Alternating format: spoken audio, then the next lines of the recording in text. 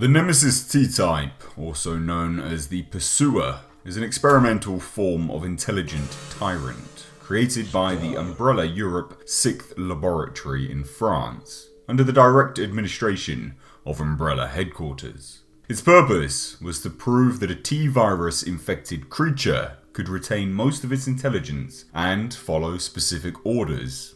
It was named after Nemesis, the ancient Greek goddess of divine vengeance. Its development would be helmed in the European branch of Umbrella. They originally developed the Nemesis as an offshoot of the American-led Tyrant project, with of course the emphasis on increasing the host's intelligence and the ability to follow orders without compromising the Tyrant's inherent strength and power. The breakthrough came with the creation of the NE alpha type parasite. The parasite would take control of its host's brainstem and act as a second brain, replacing the host's now useless original one. The Nemesis would be deployed in Raccoon City. This would act as a trial run for the Tyrant Beast. He would claim his first victim in the forms of the STARS pilot, Brad Vickers, chasing him to the Raccoon City Police Department where, cornering the injured man outside the front doors, the monster killed him instantly by using an extended tentacle to impale Vickers through the head. This would mark a successful deployment for the monstrous experiment, and arguably abomination. The Nemesis has three forms. As the parasite led to the development of intelligence, the Nemesis-t type was capable of using a variety of complex weapons. The most prominent of which was a specially designed rocket launcher, too large for a human to carry. It was highly skilled in its use and able to take down a moving helicopter with a single rocket. The specially designed coat provided protection against bullets and explosions and acted as a fail-safe to prevent the bioorganic weapon from going out of control. With education through human trainers, it was able to carry out orders precisely and independently, able to make its own decisions and adapt to changing situations. Without trainers, however, it would merely be a fierce bioorganic weapon that killed indiscriminately. The regenerative powers of the Nemesis-t surpassed a normal Tyrant due to the influence of a cell activation composition secreted by the parasite. But a side effect of this composition was a grotesque appearance, barely resembling a human. In the process of healing itself, the speed of its mutation increased, causing the creature to undergo strange and awkward mutations, which were completely unpredictable. Like other creatures infected with the virus, the Nemesis-t could also infect other creatures. The T-virus incubating within its body was a stronger form affected by the parasite's cell activation composition and capable of turning a host into a zombie, even with the destruction of the brain, such as in the case of Brad Vickers. Its method of transmitting the virus was through its tentacles, which protruded from the host's body, which required significant levels of surgery that gave it a grotesque and monstrous appearance. This second form of the Nemesis is only revealed following the loss of its protective coat. The Nemesis-t's full power was unleashed at that moment. The parasite became larger, causing its tentacles to develop at an alarming rate. Now, with its hands no longer able to use weapons, instead, it began to rely exclusively on its tentacles as weapons. The increased size of its tentacles led to an increase in aggression, and, in addition, the enlargement of the Nemesis's body can be seen as it's trying to adapt to the critical life or death situation it faced after being wounded. It also increased the secretion of the cell activation composition, and this then in turn caused its appearance to deteriorate further while healing its own wounds. The final form of the Nemesis comes from severe damage, including the loss of its head and indeed one of its arms.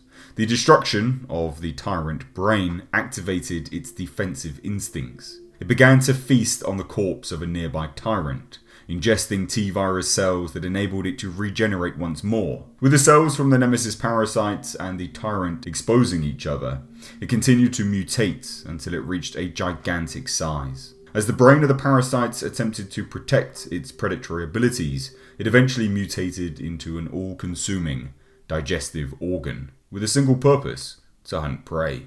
With large bubbles of acidic liquid forming on its back, its survival instincts overwrote its attack programming. But despite this, it still attempted to carry out its original order to eliminate stars. The powers and abilities of the Nemesis are quite impressive. It has superhuman dense tissue. The Nemesis had a highly developed and dense muscular structure, which also contributed to its superhuman levels of strength, stamina, and resilience to injury. Nemesis's physique is so great that it can in fact outrun any human, leap great heights, and smash through anything. This factor had made it one of the most resilient bioorganic weapons ever created, with handheld weapons only slowing it down, heavy weapons only momentarily incapacitating it, and only the largest grade industrial weapons showing any signs of truly damaging it. The nemesis-t also had accelerated healing. The Nemesis parasite had given the beast fast regenerative abilities, which were still much inferior to the G-Virus's regenerative properties. However, these regenerative abilities are still superior to any Tyrant's regenerative healing factor. And of course, due to the advanced intellect, the Nemesis was a master combatant. He was an experienced fighter and also adept in close-range combat. He was able to hold his own even against Alice in Resident Evil Apocalypse. And, like mentioned in the various forms of the nemesis-t, he possessed biotentacles. This, of course, gave him natural weapons and allowed him to not be reliant on small arms fire. And his main weakness would be its accelerated mutation. The very virus that made it superior, the NET, caused it to be incredibly weak in terms of the mutagenic qualities.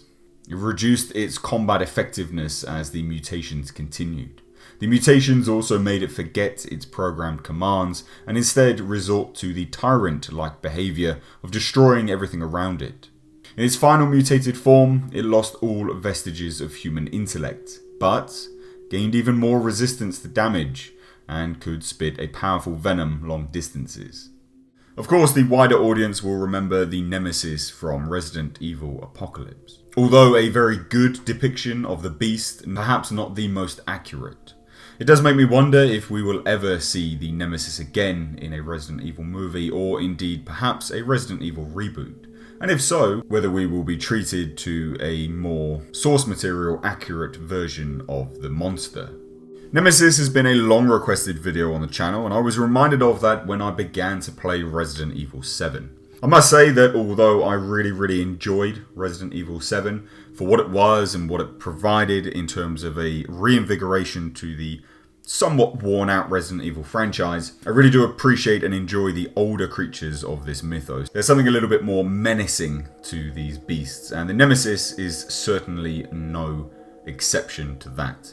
If you enjoyed this video, please do give it a big thumbs up. Obviously I try to make this as wide and inclusive of the mythos as possible. However, if there were some things that I forgot, please do chuck it down below in the comment section. Obviously I can't add it now. However, it would always be good to know. That being said, if you enjoyed this video, give it a big thumbs up, share it on all your social medias. If you're new to the channel, please do hit that subscribe button. And as always, I've been Mr. H. Until next time, I will catch you in the comment section.